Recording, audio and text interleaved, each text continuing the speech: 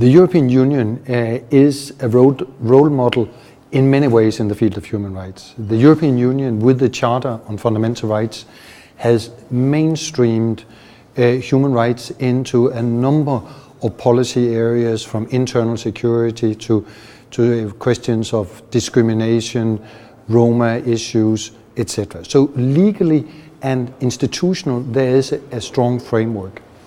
At the same time, we also know that there are a number of challenges in the Union, in member states, and there's still a lot to be done. In relation to the treaty provision, Article 7, there is an issue of actually turning that into reality.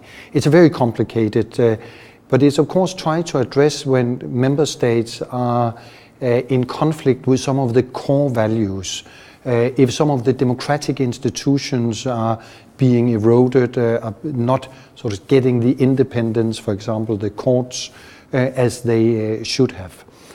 Here we have to realize that the powers of the Union is very limited. Member states want to keep that as part of their sovereignty. We are talking about the core of the democratic state, so for good reasons member states are reluctant. But at the same time, for building the trust between the 28 member states, we also need to ensure that those elements are in place, that we can trust the court systems, that we know there is an independent ombuds institutions, and all these issues are in place.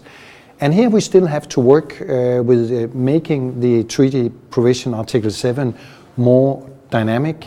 The Commission has now put forward a framework where they could maybe give some more flesh and blood to it and address more firmly some of the concerns that we see today in some of the member states. There's no doubt that we need a higher level of cooperation, solidarity when it comes to asylum seekers, refugees, the pressures that we see across the Mediterranean today.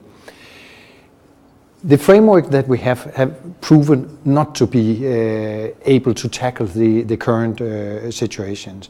We need to have a stronger sense of that this is a European responsibility. So when you hit as an asylum seeker, refugee, one of the outer borders, it's not only the concern of that one member state, it's a concern to everybody. So we need to have internal resettlement schemes in place, so as to say a division between the member states. But we could also open for more legal avenues into the Union, so the asylum seekers, refugees would not have to get into the boats and into these very dangerous situations, and in that way alleviate some of the big burdens that we see in the neighboring countries to Syria today, but there are also other refugee crises where we could help.